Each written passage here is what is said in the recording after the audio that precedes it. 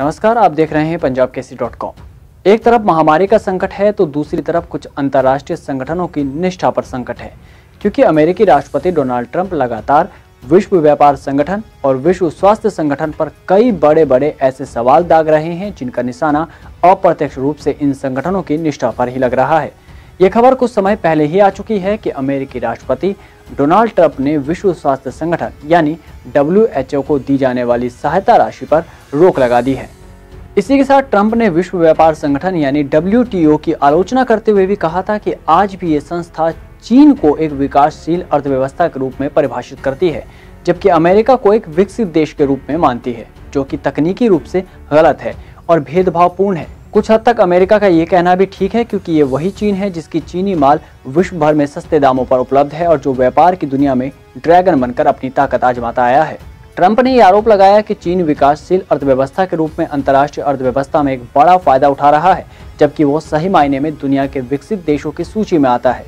वहीं ट्रंप द्वारा WHO पर की गई कार्रवाई के मुद्दे पे भी उनका कहना है कि इस संगठन ने कोरोना को वैश्विक महामारी घोषित करने में काफी समय लगाया है, जिससे दुनिया को संकट हुआ और ये सब चीन के कहने पर किया गया है।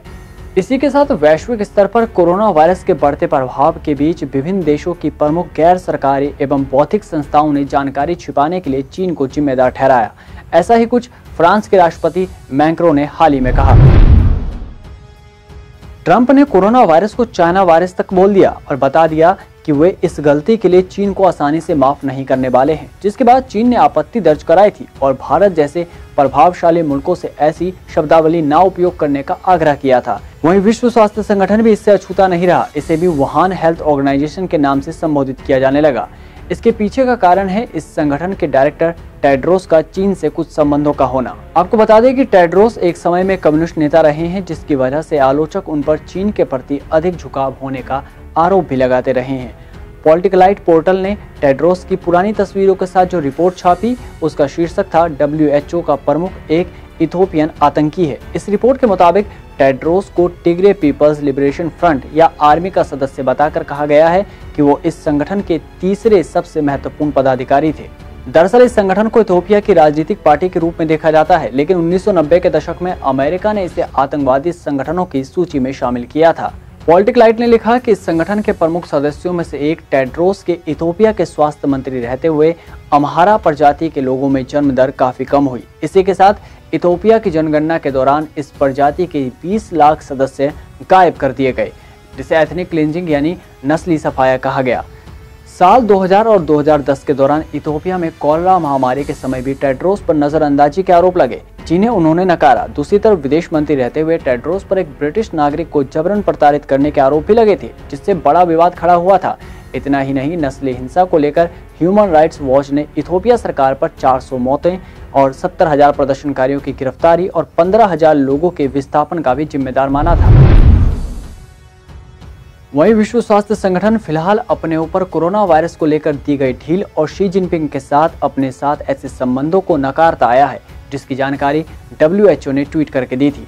और अब वर्ल्ड हेल्थ असेंबली की बैठक में देशों के दबाव के आगे झुकते हुए विश्व स्वास्थ्य संगठन यानी WHO कोरोना महामारी को रोकने में अपनी भूमिका की स्वतंत्र जांच के लिए तैयार हो गया है।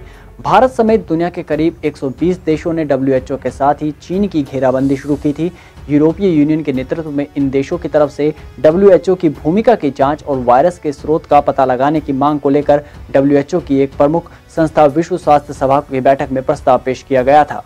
बीते सोमवार को शुरू हुई WHO को निर्णय लेने वाली संस्था WHO की 2 दिवसीय 73वीं बैठक में WHO प्रमुख टेड्रोस एथनोम घेब्रेयेसस ने एक रिपोर्ट की तरफ से संकेत करते हुए कहा कि वो कोविड-19 से निपटने में संगठन की भूमिका की जल्द से जल्द स्वतंत्र जांच शुरू करेंगे। इस महामारी को लेकर WHO की भूमिका की जांच करने वाली पर्यवेक्षी सलाहकार निकाय की पहली रिपोर्ट सोमवार को प्रकाशित हुई है। 11 पन्नों की रिपोर्ट में सवाल उठाया गया है कि क्या WHO ने दुनिया को कोविड-19 के प्रकोपों के प्रति सही समय पर सचेत किया था और क्या सदस्य देशों को यात्रा सलाह प्रदान करने में WHO की भूमिका का आकलन करने की आवश्यकता है। श्वेता चौहान के साथ दीपक कुमार की रिपोर्ट punjabkesi.com। यदि आप ये वीडियो फेसबुक पर देख रहे हैं तो कृपया पेज को लाइक कीजिए। यदि आप ये वीडियो यूट्यूब पर देख रहे हैं तो कृपया चैनल को सब्सक्राइब करें और बेल आइकन को दबाना ना भूलें ताकि कोई भी नोटिफिकेशन मिस ना हो।